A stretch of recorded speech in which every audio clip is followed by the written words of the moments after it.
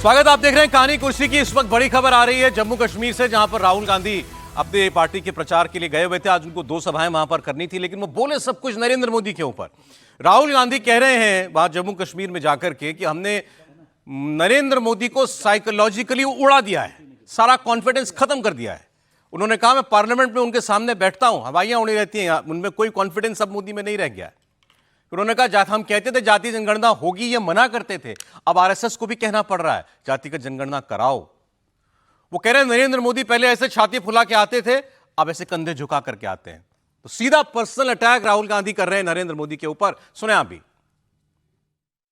हमने नरेंद्र मोदी को साइकोलॉजिकली उड़ा दिया है। मैं आपको बता रहा हूं, मैं पार्लियामेंट में बैठता हूं, उनके सामने पार्लियामेंट में बैठता हूं, पूरी कॉन्फिडेंस गायब हो गई उनकी। इंडिया गठबंधन खड़ा हो गया, एक साथ मिलकर हम लड़े, पूरी की पूरी कॉन्फिडेंस हिंदुस्तान के प्रधानमंत्री की गायब हो गई है। आप मुझे बताओ, आप देखो, उन्होंने पहले कहा कि जाति जनगणना नहीं होगा, हमने कहा जाति जनगणना होगा। अब आरएसएस के लोग कह रहे हैं भैया जाति जनगणना सही बात है। फिर वो उन्होंने कहा कि हम लैटरल एंट्री से बाहर के लोगों को सरकार में लाना चाहते हैं, हमने कहा ऐसे नहीं होगा।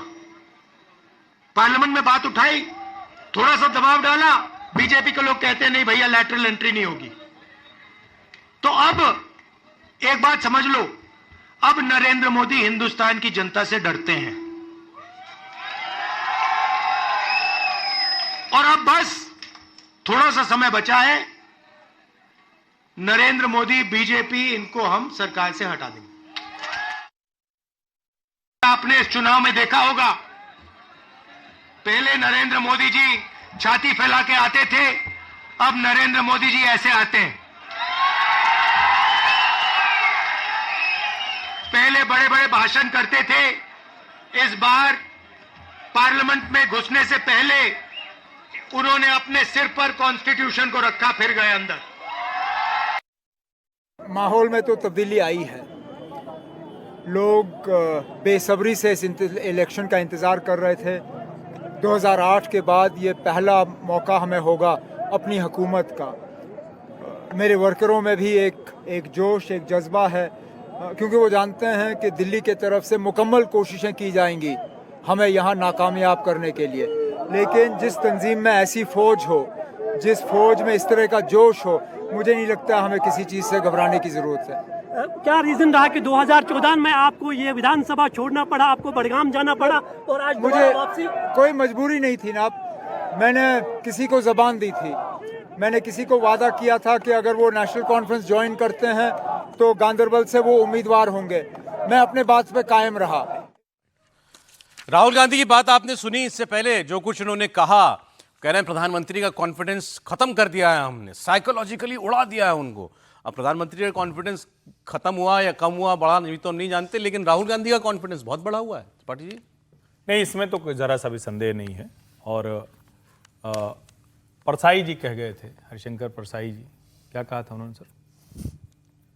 मूढ़ता के आत्मविश्वास से बड़ा आत्मविश्वास कोई नहीं होता है कभी भी। जब आप कहते हैं ना कि इग्नोरेंट हैं तो कुछ नहीं है, लेकिन हाँ, राहुल गांधी का आत्मविश्वास बहुत बड़ा दिख रहा है। और उस बड़ा दिखने की वजह है, इस सरकार ने कई निर्णय लिए और पीछे गए। इस सरकार के साथ खड़े लोगों को समझ में नहीं आया कि वो क्या करें। कृषि कानून वाले पे समझ में आता है, चलो ठीक है भाई, सरकार बड़ी मुसीबत में थी, बड़ा इंटरनल सिक्योरिटी का मसला था, कहीं फंस रहे थे, चलो उस पर समझ में आ गया। लेकिन इन मसलों पर जहां कोई वजह नहीं थी, लेटरल एंट्री पर इस सरकार के मंत्री कह रहे थे कुछ, 10 घंटे के बाद कह रहे थे कुछ। तो राहुल गांधी जो कह रहे हैं वो बात कनेक्ट होती है। जब राहुल गांधी कहते हैं कि प्रधानमंत्री का आत्मविश्वास कमजोर कर दिया, तो मैं इसे कतई नहीं मानता हूं।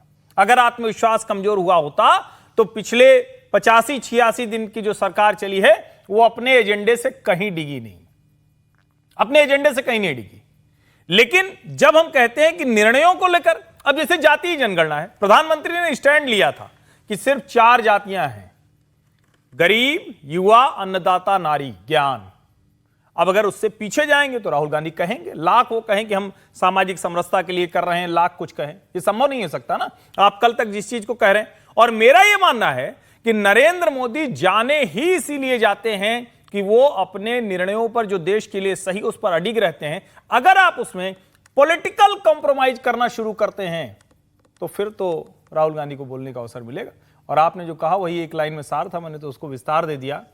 प्रधानमंत्री का आत्मविश्वास कम नहीं हुआ है, लेकिन राहुल गांधी का आत्मविश्वास बहुत बढ़ा हुआ है, बहुत जबरदस्त है। मूर्खता की वजह से आपने कहा? नहीं, मैं ये कह रहा हूं कई बार वो होता है। मैं राहुल गांधी को नहीं कह रहा हूं कि वो मूड है, लेकिन सबसे ज्यादा मूर्खता का आत्मविश्वास होता है। मतलब जैसे आप किसी चीज को मान लें कि ये ऐसा हो रहा है, हमारी वजह से हो रहा है। जैसे उदाहरण के लिए, हाँ, यही बात वो कह रहे हैं हमारी वजह से। हाँ, यही मैं जाति जनगणना पर आरएसएस बोली तो हमारी वजह से बोली। देखिए, आज का दिन वैसे है ना सौरभ, हमारे प्रोग्राम में पॉलिटिकल स्पीचेज का डे, बहुत इंटरेस्टिंग और बहुत रोचक तरीके से सब लोगों ने अपनी बात जी का जिक्र किया। सब लोगों ने अपनी अपनी बात कही है। अखिलेश जी ने की, योगी जी ने की, फिर अभी हमने हरियाणा को लेकर भी देख रहे थे, और राजस्थान में तो बहुत इंटरेस्टिंग। लेकिन राहुल जो कह रहे हैं उसको भी मैं एक पार्ट ऑफ पॉलिटिकल स्पीच मानता हूँ। इसको आप वर्बेटम माने कि नहीं, वो ये अब पूरा देश समझेगा कि उनका प्रधानमंत्री का आत्मविश्वास खत्म हो गया है, ढल गया। लेकिन पॉलिटिकल स्पीच की एक पेस होती है कि वो रोजाना जैसे वुडपेकर होता है ना, अब हर दिन ठक ठक ठक ठक करते रहेंगे तो कुछ तो नुकसान हो ही जाता है पेड़ का। तो वो वुडपेकर वाली स्टाइल है कि आप रोज कहते रहें कि ये आत्मविश्वास जग रहा है, और देखिए हमारी बात मान ली, लेटरल एंट्री पर मान ली, उस पर मान ली, जातिगत जनगणना पर मान ली, तो धीरे धीरे लोग भरोसा करने लगते हैं। ये नहीं है कि आज एकदम ये बात हो जाएगी। और ये भी सच है कि उनके कहने से नहीं मानी होगी, मान लीजिए जातीय जनगणना, लेकिन उस पर बदलाव तो हुआ है ना, लेटरल एंट्री पर बदलाव तो हुआ है ना सरकार का। तो ये बातें भी सच है। कैसे मानी, अब आप कहें कि नहीं उनके कहने से नहीं मानी, सुनील जी के कहने से मानी, विजय जी के कहने से मानी, सौरभ जी के कहने से मानी, लेकिन ओवरऑल क्या फर्क है। और वो एक माहौल में हर्ष जी की बात से सहमत हूं कि उनका कॉन्फिडेंस तो बढ़ा ही है राहुल गांधी का, लगातार वो उस पर एग्रेसिव होते जा रहे हैं सरकार के खिलाफ। लेकिन इसको ये मानना कि अब उन्होंने कह दिया तो प्रधानमंत्री जी का वो कॉन्फिडेंस खत्म हो गया। एक तो खत्म होने की कोई बात नहीं, एक बहुमत वाली सरकार चल रही है, और वो ये कह रहे हैं, अब आप कल को कहने लगे, उन्होंने कहा आप थोड़े दिनों में जाने वाली है, तो थोड़े दिनों में तो नहीं जाने वाली है ये सरकार। हाँ, वो ये बोलने कहा थोड़े दिनों में हम बीजेपी और मोदी जी को हटा देंगे, तो वो कैसे करेंगे, खैर उनको ये भी बताना चाहिए। लेकिन जब आप कहते हैं उनके इनके वजह से नहीं सरकार को निर्णय लेने पड़े, तो ये मतलब क्यों ना माने, इसका क्रेडिट इनको मिलेगा। भाई इन्होंने एक स्टैंड लिया था, लेटरल एंट्री नहीं होनी चाहिए, जाति जनगणना होनी चाहिए। सामने वाली पार्टी का स्टैंड कुछ और था, उनको अपने स्टैंड से पीछे हटना पड़ा। ये क्यों न देखा जाए कि बिहार जातीय जनगणना का बीजेपी ने भी सपोर्ट किया, साथ दिया, विधानसभा में उसको स्वीकार करने में साथ दिया। अब ये तो देखने का विषय होता है कि राहुल गांधी जातीय जनगणना की बात क्यों कर रहे हैं। अभी सरकार जातीय जनगणना कराने जा रही है, तो वो किस रूप में जातीय जनगणना लाएगी, ये अभी विषय होता है। ये थोड़ा जल्दी हो गया है। जो आरएसएस का बयान वो कह रहे हैं, आरएसएस का बयान इनके सब बहुत पहले भी आ गया था और आज भी है। लेकिन हाँ, जो कुछ संकेत इस समय सरकार की ओर से जा रहा है, वो ये अवश्य दिखा रहा है कि सरकार कुछ मामलों में जहां उसके पीछे जाने का कोई कारण नहीं था, वहां भी चली गई है तत्काल, शायद ये दिखाने के लिए कि हम लोकतांत्रिक हैं। वक्फ बिल पर बहुत आवश्यकता नहीं दिख रही थी कि हम जाए। लेटरल पर तो नरेंद्र मोदी जी को समर्थन ही मिला था, उसके बारे में ठीक से बात होनी चाहिए थी। सबसे दिक्कत जो हुई है कि भारतीय जनता पार्टी ने अपना पक्ष नहीं रखा। लेकिन मुझे ना मिर्जा गालिब का एक शेर जो है, वो मिर्जा गालिब का एक शेर है, मैं राहुल जी के लिए बोलूंगा कि हाथों की लकीरों पर मत जाए गालिब, हाथों की लकीरों पर मत जाए गालिब, नसीब उनके भी होते हैं जिनके हाथ नहीं होते। तो इसलिए अभी जरा ना, अभी 292-94 पर मत जाइए, जब बिना हाथ वाले के भी नसीब होते हैं। और मैं तो राहुल जी को कहूंगा, देखिए जम्मू कश्मीर में इसके दो पहलू हैं। पहला पहलू तो पॉलिटिक्स से सीधा लेकर है कि भाई आप नेशनल लेवल पर जा रहे हैं, लेकिन जम्मू कश्मीर में इसका वहां के अलगाववादी, वहां के आतंकवादी, वहां की जिहादी इसका क्या अर्थ लेंगे, वो कैसे रिएक्ट करेंगे चुनाव में वहां, क्योंकि जम्मू कश्मीर बहुत सेंसिटिव स्टेट है। 370 हटने के बाद जो वहां जिस ढंग से जमाते इस्लामी पर प्रतिबंध लगे हैं, सब हुर्रियत के लोगों से लेके और बाकी बड़े बड़े लोग अभी जेल में हैं आतंकवाद पर, वहां को उसको सजा हो रही है। उस परिस्थिति में अगर हम जाके वहां बोलते हैं ना, पॉलिटिक्स के लिए ठीक है कि प्राइम मिनिस्टर का हमने कॉन्फिडेंस हिला दिया है और एक बड़ा वर्ग प्राइम मिनिस्टर गृह मंत्री को वहां खलनायक के रूप में घाटी में पेश कर रहा है, तो इसके नेगेटिव रिएक्शन का वो भी एक हमको context- ध्यान वो दूसरे ना, context में बोल किसी कंटेक्स्ट में आप बोलते हैं। देखिए मैं बता रहा हूं, अभी आपको मेरी बात लग रहा हो कि ये क्या बोल रहे हैं, लेकिन आने वाले समय में अगर ये वहां इसके असर होंगे इसका ये भी संभव कश्मीर में, तो इसके उल्टे असर भी होंगे और वो हमारे देश की एकता अखंडता के लिए अच्छा नहीं है। कि प्राइम मिनिस्टर का कॉन्फिडेंस डोला हुआ है, इसका मतलब जम्मू को इन्होंने कहा है कि हमको स्टेट का दर्जा दिलाना है। ये बीजेपी भी कह चुकी है कि भाई हम वहां स्टेट का दर्जा देंगे, लेकिन इसके आगे जो कुछ भी वहां एनसी ने घोषणा कर दी है, जो पीडीपी ने घोषणा दी है, जो अपनी पार्टी घोषणा कर रही है वहां, उसको लेकर के अगर वहां होता है कि बीजेपी की सरकार कमजोर हो गई है, अब ये समय है हमारे उठ के फिर पहले की तरह जो है अलगाववादी बढ़ाने का, तो वो एक खतरनाक इसका पक्ष है। ये समीर जी, इस राहुल जी की बात पर कुछ कहना है आपको, उसके बाद फिर मैं जरा वो IC 814 वाली खबर पर जाऊं। लेकिन राष्ट्रहित में बीजेपी जा सकती है बाद में, चुनाव नतीजों के बाद में किसी के साथ, इसलिए अभी थोड़ा सा कम बोलिए। देखिए राहुल गांधी ने बहुत दूसरी बात भी वहाँ बोली है। उन्होंने कहा है कि जम्मू कश्मीर पहले राजा राज करते थे, अब फिर राजा का राज आ गया है, LG के रूप में एक राजा को बिठा दिया गया है और उसको इतने पावर दे दी गई है कि सारे निर्णय LG ले रहा है। तो इस स्टेट को उसका वापस स्टेटहुड जो है वापस लाना पड़ेगा LG के पावर कम करने के लिए। राहुल गांधी चुनाव प्रचार अभियान करने गए हैं और इस बार वो थोड़ा कॉन्फिडेंस जम्मू कश्मीर, उनको लग रहा है कि अब PDP के साथ गठबंधन हो गया है, तो हमारी सॉरी नेशनल कॉन्फ्रेंस गठबंधन हो गया है और PDP ने भी घोषणा कर दी है कि अगर हमें ज्यादा सीटें नहीं मिलेगी तो हम नेशनल कॉन्फ्रेंस और कांग्रेस को समर्थन दे देंगे। तो यह तय है कि चुनाव के बाद जो परिणाम आएंगे उसके बाद कांग्रेस, नेशनल कॉन्फ्रेंस और PDP मिलकर सरकार बनाने की स्थिति में आएंगे। तो राहुल गांधी का वैसे भी कॉन्फिडेंस बढ़ा हुआ, जिसके लिए कहा जा रहा था चुनाव के पहले कि 40 विधायक सांसद भी अगर जीत के आ गए तो बहुत बड़ी बात होगी। उस पार्टी के अगर 99 जीत के आते हैं, अब तो 97 हो गए, 2 सीटें कम हो गई, एक तो नांदेड़ के सांसद की डेथ हो गई है और एक राहुल गांधी ने इस्तीफा दे दिया है। तो मुझे लग रहा है जिस तरीके से विपक्ष लगातार इकट्ठा है और अभी जिस तरीके से पार्लियामेंट का जो सेशन हुआ, जिस तरीके से विपक्ष ने कई मामलों पर सरकार पर हमला बोला और सरकार बैकफुट पर आई है, मुझे लग रहा है राहुल गांधी को लग रहा है कि अब हम मजबूत स्थिति में हैं और आने वाले जो विधानसभा चुनाव जो हरियाणा भी है उसमें भी हमारी स्थिति मजबूत है। तो मुझे लग रहा है अपनी पार्टी का प्रचार कर रहे हैं वहां पर। बिल्कुल एक लाइन बोलूंगा, आप लोगों को आनंद आएगा। देखिए राहुल गांधी जब कांग्रेस के उपाध्यक्ष यानी एग्जीक्यूटिव प्रेसिडेंट बने तो कांग्रेस के पास 206 सीटें थी लोकसभा के, उस समय हर कमेटी के प्रभारी थे। 3 चुनाव के बाद उनको 99 सीट है। नरेंद्र मोदी जब बने तो 100 सिलेक्ट सीट थी, 116, 3 चुनाव के बाद 240 है। तो अब ये तो आपकी कल्पना है कि हम कॉन्फिडेंस 216 से 99 पर आप है, एक 206 से और एक 116 से अगर 240 पर है, तो ये भी तो उसका एक फैक्ट है ना। ठीक। अब IC 814 हाईजैकिंग को लेकर बनी वेब सीरीज की बात हम लोग करते हैं। कश्मीर की बात कर रहे थे, वो मुद्दा जुड़ा ही हुआ है सीधे सीधे। ऐसे हाईजैकिंग हुई थी, उसमें कश्मीर का भी एक आतंकवादी था जिसको छुड़ाया गया था। विजय जी ने पूरा मामला जो है, विजय जी सब आपने भी कवर किया होगा वो उस वक्त। इसको लेकर के जो विवाद हुआ उसमें ये सबसे पहला विवाद तो ये था, ये जो वेब सीरीज बनी जो नेटफ्लिक्स पर है उसमें 5 आतंकवादियों को दिखाया गया जिन्होंने हाईजैकिंग की। पांचों अपने आप को जिन नामों से बुला रहे थे वो सब हिंदू नाम थे। वो क्या नाम थे? डॉक्टर, चीफ, बर्गर, भोला, शंकर। अब ऐतराज ये हुआ, पहले जब विवाद हुआ तो फिर कुछ लोगों ने बताया, विद्वान लोगों ने, कि भाई जब वो आपस में कोड नेम में उनके नाम यही थे, ये इसमें रिसर्च ठीक है वेब सीरीज बनाने वाले की। लेकिन फिर ये पूछा कि भाई अच्छा ये नाम अगर ये बुलाते थे तो आप तो बता सकते थे कि ये पाकिस्तानी थे, या आप बोल सकते थे कि ये पाकिस्तानी मुसलमान थे जनता को, और इनके असली नाम भारत सरकार ने सार्वजनिक किए हुए हैं, तो इनके असली नाम भी आप बता सकते थे। वेब सीरीज बनाने वालों ने नहीं बताया। फिर इनको बुलाया गया, अभी दिल्ली में सरकार ने इनको बुलाया नेटफ्लिक्स वालों को और उनको कहा कि आप डिस्क्लेमर चलाएंगे कि इनके असली नाम ये थे। इस पर गलतफहमी नहीं जानी चाहिए। भाई जिन लोगों को उस केस के बारे में नहीं पता, कोई ऐसा व्यक्ति जो कि सिर्फ वेब सीरीज देखकर ही जानकारी ले रहा है, तो उसको तो यही लगेगा ना कि ये तो अच्छा 5 नाम थे, एक का नाम भोला था, एक का नाम शंकर था, उसके मन में क्यों गलत बात जाए। एक बात। फिर उस वक्त जो लोग उस जहाज में थे, कुछ पैसेंजर्स, कुछ जो केबिन क्रू था, उन लोगों ने भी अपनी बातें कही। उनको आप इंडिया टीवी पर भी सुनेंगे आज। उन्होंने कहा कि ये बिल्कुल गलत दिखाया गया है इस वेब सीरीज के अंदर, पूरा झूठ दिखाया गया है, ऐसा कुछ नहीं हुआ जैसा उन्होंने बोला। जैसे उसमें कहा गया कि भाई वो आतंकवादी अंताक्षरी खेल रहा था, अपहरण जिनका जो कैप्टिव्स थे उनके साथ। फिर उसके अंदर ये दिखाया गया है कि रॉ वाले जो हैं वो नेपाल में लोगों को टॉर्चर कर रहे थे इंफॉर्मेशन निकालने के लिए। उसके अंदर ये दिखाया गया कि जसवंत सिंह जो उस वक्त फॉरेन मिनिस्टर थे, उन्होंने अटल बिहारी वाजपेयी को फोन किया इस पूरे मामले के बीच में, अटल जी ने फोन ही नहीं उठाया। ये सारी बातें इसके अंदर दिखाई गई हैं, फैक्चुअली इनकरेक्ट और कुछ लोगों ने तो यहां तक कहा, हाँ एक बड़ी बात और कि इस वेब सीरीज में आईएसआई को क्लीन चिट दी गई, पाकिस्तान की एजेंसी को, कि उसका कोई लेना देना नहीं था इसमें, यह तो अलकायदा ने कराया था और मसूद अजहर के भाई ने मिलकर के ये सब कुछ प्लानिंग रची थी और मसूद अजहर को जेल से छुड़ाना इनका मुख्य मकसद था। वेब सीरीज डिस्क्लेमर मैंने नहीं देखी है, पूरी नहीं देखी, शुरुआत की थी, मुझे अच्छी नहीं लगी इसलिए मैंने पूरी देखी नहीं। विजय जी आपने देखी? मैंने देखी है।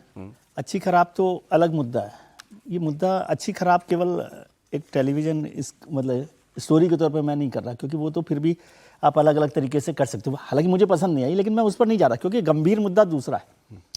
मैं उस पूरे घटनाक्रम के दौरान ग्राउंड पर रहा हूँ और मुझे नहीं लगता कि इन लोगों ने कोई रिसर्च भी उस पर की है। अच्छा, हाँ, जो नाम की बात हुई आपने, नाम पर उन्होंने जो बोला वो ठीक है, वो कोड नेम का अपना चर्चा कर रहे थे और होम मिनिस्ट्री ने जब अपना प्रेस नोट इशू किया था उस वक्त, तब भी उसमें उन 5 नाम का जिक्र किया था, है ना। लेकिन उसमें बाद में ये साफ किया गया कि कौन आतंकवादी है, उनके असली नाम क्या है और ये उनकी जिम्मेदारी। और मैंने अभी कल उसको दोबारा देखा डिस्क्लेमर के बाद, क्योंकि डिस्क्लेमर लगाया गया। क्या लगा दिया डिस्क्लेमर? कि भाई नाम, असली नाम हाँ, लेकिन उससे मतलब ही नहीं होता, क्योंकि वो आप वो डिस्क्लेमर 10 सेकंड 12 सेकंड 15 सेकंड का होगा, नहीं वो उससे स्टोरी पर तो कोई इम्पैक्ट नहीं आ रहा ना, पहली बात।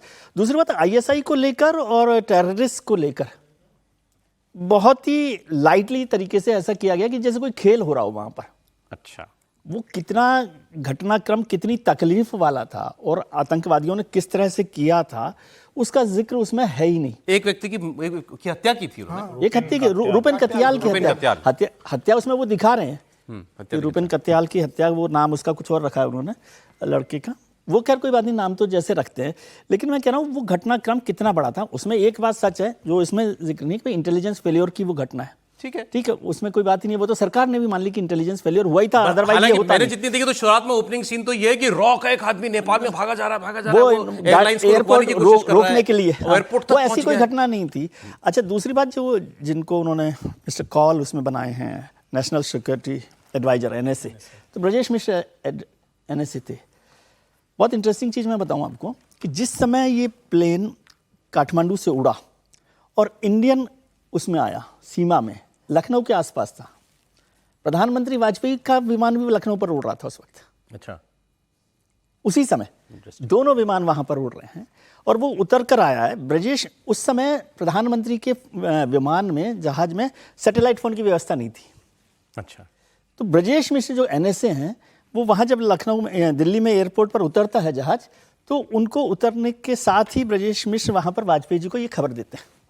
अच्छा, उससे पहले जो सारी कार्रवाई हो रही है वो सारा काम हुआ है। ये भी बात ठीक है उसमें एक बात की भी, पंजाब में जिस तरह से अमृतसर में वो पहले अमृतसर में लैंड हुआ और उसी को ज़्यादा, और वो सरकार ने भी माना, क्योंकि उस समय यदि 45 मिनट वो विमान रुका था वहाँ पर, हालांकि इसमें थोड़ा सा उसको ट्विस्ट दिया गया, लेकिन वो 45 मिनट वहाँ रुका और उसमें ये कोशिश की गई, जसवंत सिंह जी ने भी कहा और सब लोगों ने कहा, लेकिन पंजाब की सरकार, पंजाब की पुलिस ने जो भी किया, हो सकता है।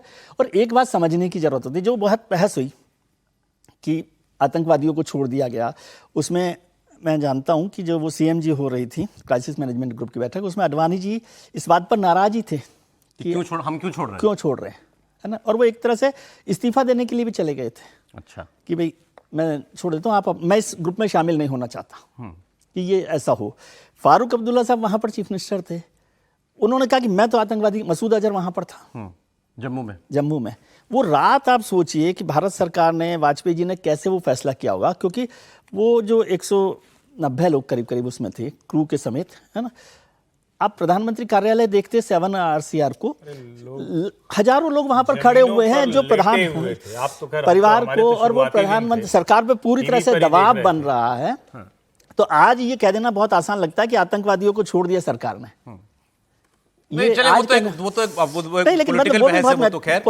अगर आप कोई घटनाक्रम दिखा रहे हैं और आप ये दावा करते हैं कि ये सत्य घटनाओं से प्रेरित है, तो उसमें सत्य तो हो। दरअसल असली बात जो है, मैं अभी अनुभव सिन्हा का एक वीडियो देख रहा था, उसमें वो कह रहे हैं कि मुसलमान आतंकवादी होता ही नहीं है। नहीं, ये इसमें मुसलमान और मैं मुसलमान हिंदू की बात नहीं, मैं कह रहा हूं जो आतंकवादी है आप उसको आतंकवादी की तरह से आप दिखा रहे हैं कि नहीं। उनका अपना सोचने का एक सेट तरीका है। वो कह रहे हैं अच्छा दुनिया में आतंकवाद किसने शुरू किया, उसका जब पत्रकार ने पूछ लिया अच्छा जरा आप ही बता दीजिए, तो भूल गए। फिर क्या अच्छा वो मुझे याद नहीं आ रहा है, लेकिन कुल मिला के मुसलमान ने नहीं शुरू किया। अब सवाल यह है कि ये सोच, इस तरह से बात करने वाला, ये कहने वाला व्यक्ति उसको बना रहा है। अब आप भोला, शंकर, बर्गर, डॉक्टर, चीफ ये नाम रखिए, आप न बताइए जहूर मिस्त्री, न बताइए इब्राहिम अख्तर, न बताइए, मतलब आप उनके असली नाम मुसलमानों के नहीं बता रहे। लेकिन असली कहानी तो, नरेशन तो यहां से शुरू होना चाहिए था ना, कि भारत के खिलाफ एक युद्ध की स्थिति की गई जिसमें आईएसआई और पाकिस्तान के साथ तालिबान और अलकायदा भी शामिल था। यहां से कहानी शुरू होनी चाहिए थी, और उसको कैसे भारत सरकार ने किया, वहां आप बताते कि अटल बिहारी वाजपेयी की सरकार थी, ये गलतियां हो गई थी, यहां इस टर्म में कर सकते थे, ये समय कम रह गया। उसमें तो कई लोगों ने मुझे बताया जो कि वो उसमें अलकायदा पार्टी कर रहा है कि मैं वही कह रहा हूं, और उसमें आईएसआई को नहीं बुलाया गया क्योंकि आईएसआई का कोई रोल नहीं था। रोल उसमें रोमांटिसिज्म दिखा दिया गया, जो देश के कलेजे पर एक नासूर की तरह, एक घाव की तरह है, उसमें आप जाने क्या क्या दिखा रहे। इसीलिए और मैं इस पे भारत की सरकार से ज्यादा परेशान हूं। वो आके एक डिस्क्लेमर लगा के चल दिए, हो गया खत्म। अरे भाई, इस पे तो आपको सीधे सीधे उनको इस पे बैन करना चाहिए था। मैं कभी किसी बैन के पक्ष में नहीं रहता हूं, लेकिन ये घटना, ये क्रिएटिव फ्रीडम के नाम पर देश को इस तरह से अराजकता में झोंकना, ये करना, ये कभी बर्दाश्त बिल्कुल खत्म हो गया है। भारत सरकार को क्या और कोई आर्टिस्टिक तरीके से डायरेक्टिव नहीं, चूंकि ये देश की प्रतिष्ठा से जुड़ा हुआ, उस समय कारगिल के बाद एक दूसरा धक्का हमारे देश को था, तो इसको तो अगर मतलब तरीके से बैन किया जाता है तो करना चाहिए। इसमें बस दो लाइन मैं समझ रहा हूं। देखिए, मसूद अजहर उस समय तक आतंकवादी नहीं था। उस पर जो मुकदमे थे वो गलत माने वीजा और नकली पासपोर्ट का केस था, उस पर ध्यान रखिए।